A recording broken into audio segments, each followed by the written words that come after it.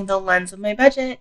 And today I'm going to be recategorizing some transactions and kind of cleaning up my budget. And I just thought you guys might like to hang out with me. So let's get straight into it. All right, let's see. I'm going to click on today up at the top here, and specifically what I want to look at is for my wedding expenses. So I'm going to go to all accounts, and I have been putting it under big day spend. Let's see if I've been doing that consistently. Pretty good, except for the most recent one, it looks like, which I know is going to come out of my checking here.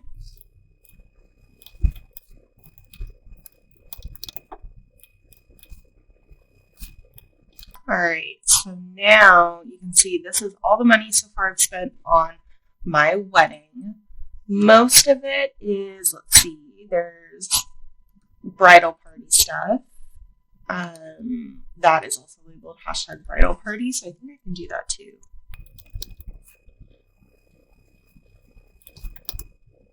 So if I'm just limiting it to what I spent for my bridal proposal boxes, I spent almost $180. I'm not surprised. It looked like I didn't even really budget for any of it, which is so true. I just was so excited. So I made them for 5 people. So I'm just doing some math on my calculator. So that's about $36 a person, which isn't so bad because I did include some expensive items. Like the biggest one was definitely the hollow taco. I got everybody a bottle of nail polish. And what else? Probably the Bevmo champagne. And the cookies, which ended up being a lot more expensive than I thought they were going to be. I thought it was going to be like $16, and it turned it out to like need $10 in shipping. So, whoops, it would have been cheaper if I hadn't have done those. But yeah, overall, I could have done it for cheaper, but I had like a very specific vision in mind, and I'm glad I went for it. So, to track this, I'm going to open a budget that I have under wedding here. Let's see what I have going on. I'm just gonna reconcile this and like give myself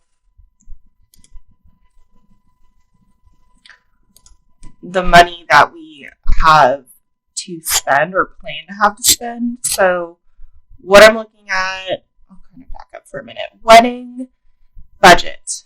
This is like a sandbox budget is what I like to call it. That's kind of a coding language thing. Sandbox just means like it's a playground, and I can build things in here, and then it's not really affecting my real like working budget. It's just like an area to play around in.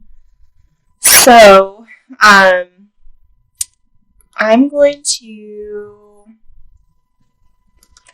add a transaction, and I'll just put the payees bridal boxes. And instead of entering all of these transactions individually, I think I'm just going to highlight them all and take this total. And let's see. I know that I have a category for this. Pretty sure I did at least. So I have engagement.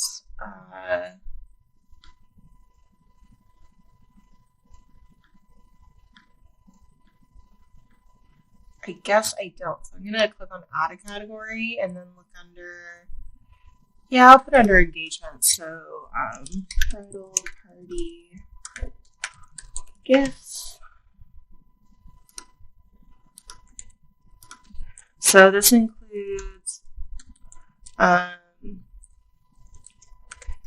gift bags, tissue paper, print paper,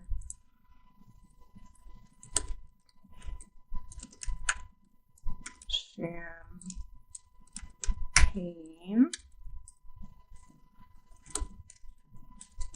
nail polish.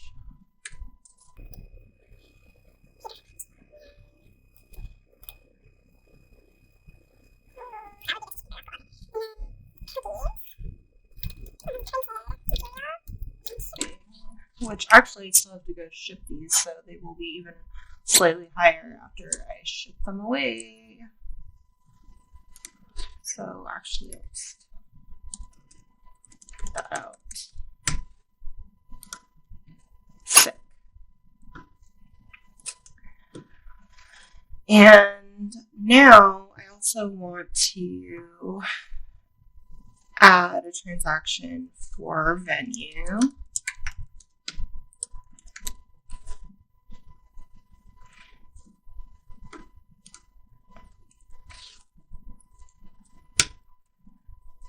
And we paid a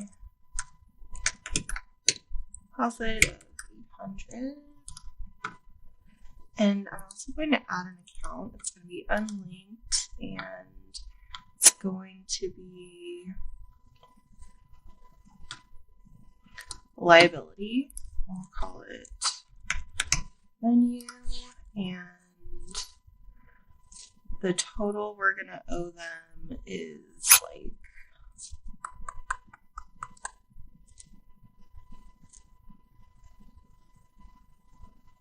so the total for the venue is $3,100. And now I'm actually going to go back in here and recategorize this pay to payment for the venue. So now this is applied, and I'm also going to add a transaction.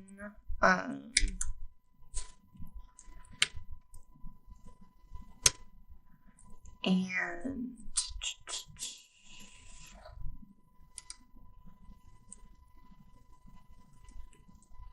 no, I'm not going to add a transaction. I'll just leave it like that.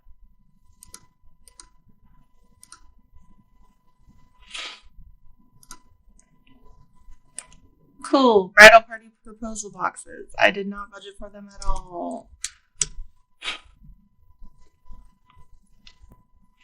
So I'm excited to play around with using this tracking account to track how much we owe for our venue. It's $2,300. So I'm going to have to change a bunch of this stuff around.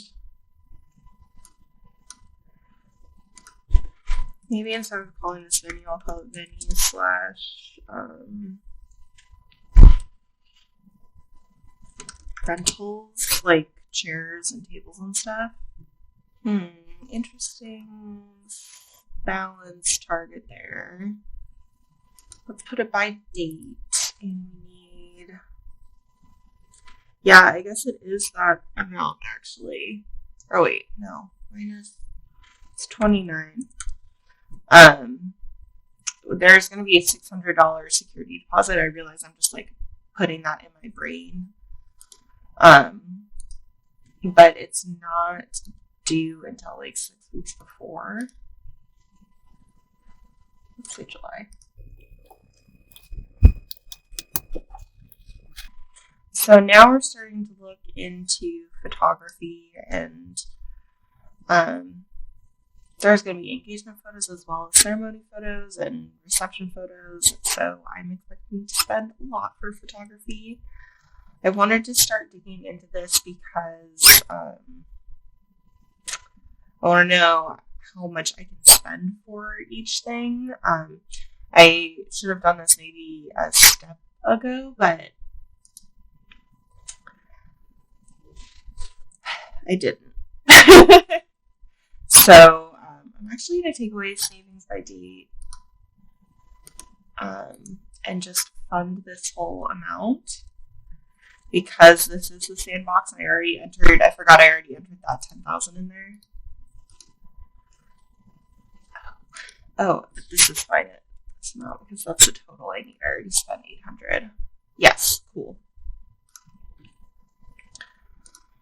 So for photos for engagement, I'm thinking like, honestly, the engagement shoot I have in mind is expensive, so I think $1,000 is like not out of the question. Yeah, so photography for the actual wedding is also probably going to be a lot. I'll just put 1,000 in there for now because it's a pretty common deposit amount. I mean, I guess, like, I'm kind of having trouble using this software to forecast because they tell me not to do that and I listen. So already with the venue and photography, that's like more than half our budget. So yeah, I'm just gonna go down the line here.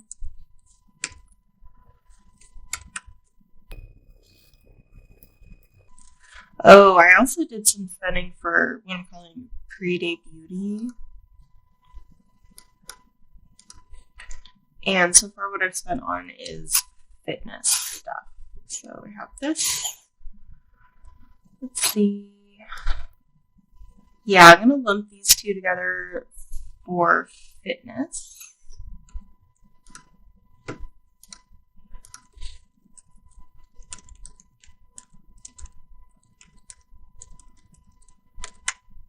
Sarah with an H. Yeah, that's how I have it there. That's how I'm going to do it.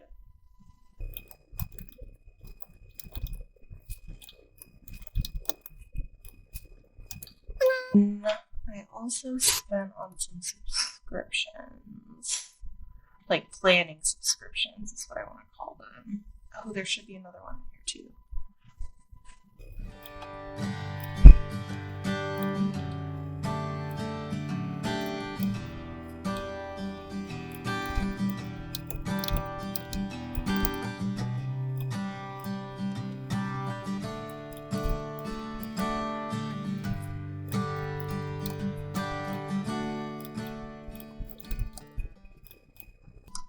So now I can just do a search for big day spend #planning, and those come up.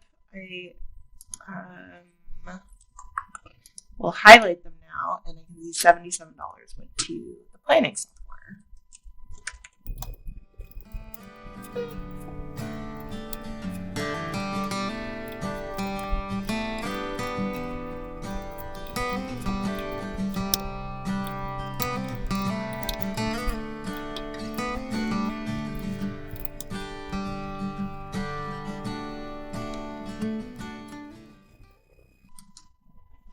So I'm thinking for save the dates and paper things, I'm going to do limited paper runs instead of printing out an invite and save the date for everyone. I'm going to print out them for the people I know who like printed things, such as my grandparents and my fiance's grandparents. Everybody else is going to get a digital invite unless they specifically request to get a paper one sent. And $50 for MISC is just a good idea. The dress, oh, it's just so much.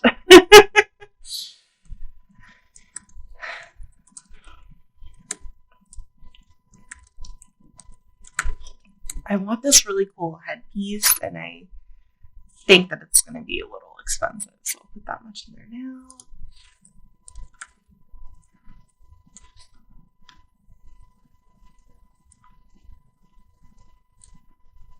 Oh, the meal. I forgot the meal. Oh my god.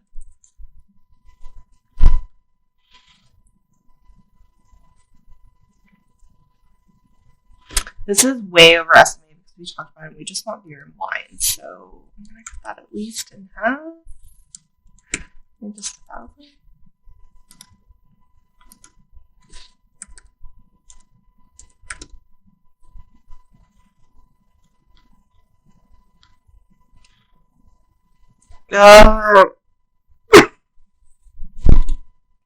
This might be about as much of this as I can take. It's so much money to spend on a single day.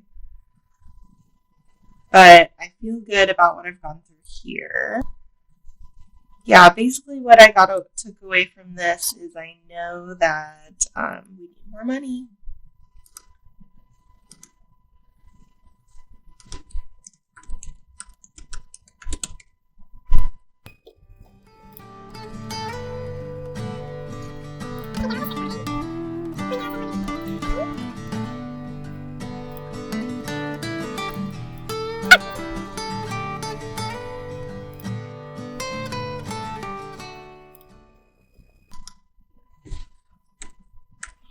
Oh. Even less. Oh dear. Even less. Oh dear.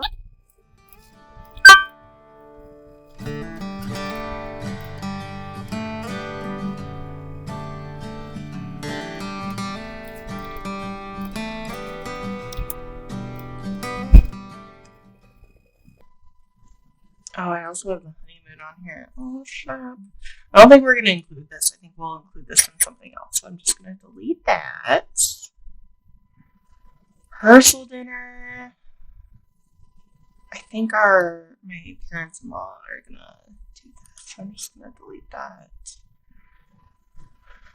Oh. Alright, so hopefully I can shake out some of this and see if,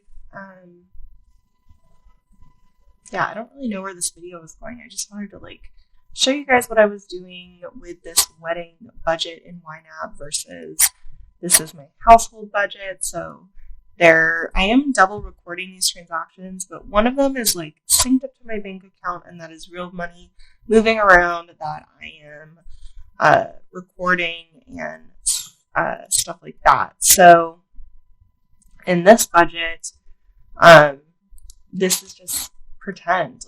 I don't have a real account that has this real value. This is just the amount of money that I'm saying is the total amount that I want to spend on this day. Alright, I'm going to be wrapping this up now. Thank you so much for watching. If you feel like supporting me, you can follow me on Instagram. You can buy me a coffee. And of course, comment, subscribe, all the things. I'll catch you next time. Bye!